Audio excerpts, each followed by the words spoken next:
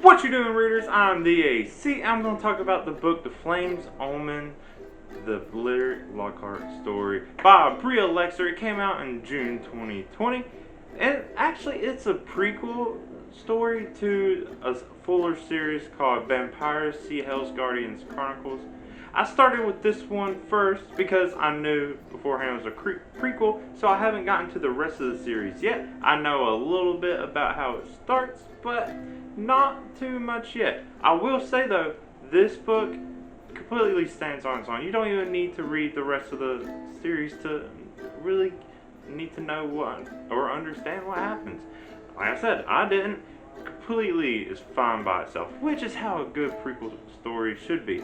Now this story is packed full of action. It starts and it gets going, it keeps going. There's really not a lot of times it kind of slows down. It's just go, go, go. Any time there is kind of a pause, it's for story development, and then it's right back into action.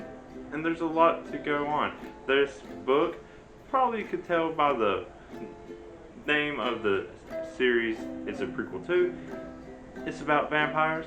It also has other monsters though. A lot of other monsters, but it also mainly has zombies. There's a big Resident Evil feel to this, especially when it comes to the zombies. It's a lot like there's a corporation that pretty much ruins the cities and causes zombies. There's that idea that's taken from it, but that's about as far as it goes into that, because then the rest leans into the vampire side. Really, the whole city being destroyed with zombies is actually a past thing that happens to the main protagonist, Lockheart. She was part of this whole thing. She has this body, something that is the antidote or the cure or something like that for the zombies. And so they were really, she was part of this whole thing, and it touches a little into the backstory. It doesn't really go any further into her backstory because the story isn't about what happened with the zombie, it's about how she becomes a vampire. And it's kind of a funny idea to me. I was really excited when I started reading the book because it mentioned zombies. I was like, zombies? I thought this was a vampire book. And it started saying how her past, she was having a fight through these zombies. And I was like, this is so cool. It's going to be zombies and vampires. Most of it, you don't really see zombies. It is mostly vampires. And it's still cool though. It's just, I got really excited because I love zombies. I just did not expect them at all. But having this having this cure or whatever in her isn't the only thing that makes her special. Even besides just being a vampire, before this, she has these visions. And the visions for her are these just long streams of life. And it's not like it doesn't necessarily seem like a quick thing. It seems like it could be like days in her vision, and then she's right back.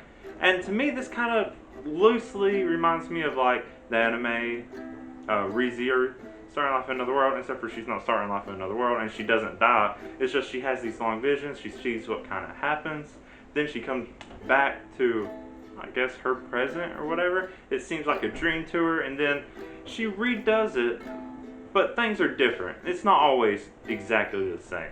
So, but it is a really cool way to do a story. You never know, like, when something's actually going to be real or not, so it's keeping you guessing, keeping you as a reader on your toes, trying to predict what's actually going to be real and how things are going to play out. Maybe things get bad, but oh, it's okay, it's a vision. Maybe things are good, oh, it's a vision. Or maybe all this stuff is happening and it's not a vision, this actually happening. You're like, oh no, it makes you worry even more. I feel like you think if there's a story where things can be redone, you'd be like, I don't really care then if they can just keep redoing it. No, this isn't the same as that. It'll make you worry even more.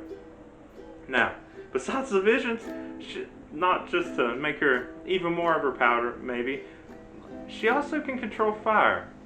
Yeah, she seems to be more out of control with it most of the time, but she can control it. She can do a lot of things with it, but she really doesn't take that much advantage of it throughout the story.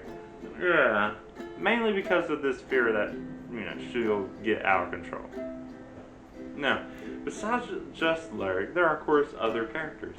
And these other characters mainly form a love square. So there's 3 other guys that kind of are affectionate towards Lyric. There's one, the vampire, Chaos. He's the one who eventually has to turn her into a vampire. And it's one of the first people she meets.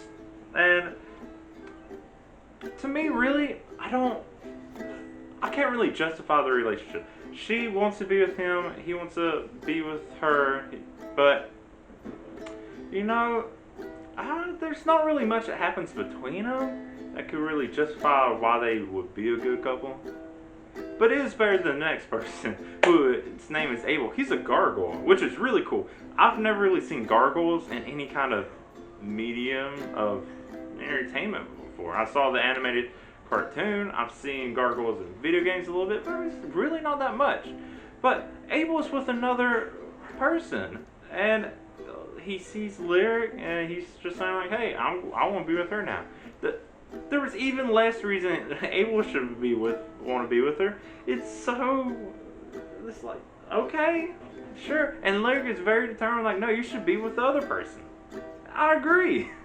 And then the third guy of this love square, his name's Kevin. He's a demi-human. So, it's getting mythological in this. It's a lot of lore. There's a lot of stuff going on in this. But yeah, Kevin is a demigod. He's the one I felt like, if anything, should have been, make more sense with Lyric. They spend a lot of time together. There's a somewhat of a little time skip where they work together a lot. Chaos is gone doing something. And I feel like that would have been a great time to have them, pair up. It would make sense for them to have more relationship. When it comes to this whole love square thing, though, he's the one who's like more mild-mannered about it. Yeah, he makes his little moves and all this, but he's more chill about it and more, he listens and takes no for a no.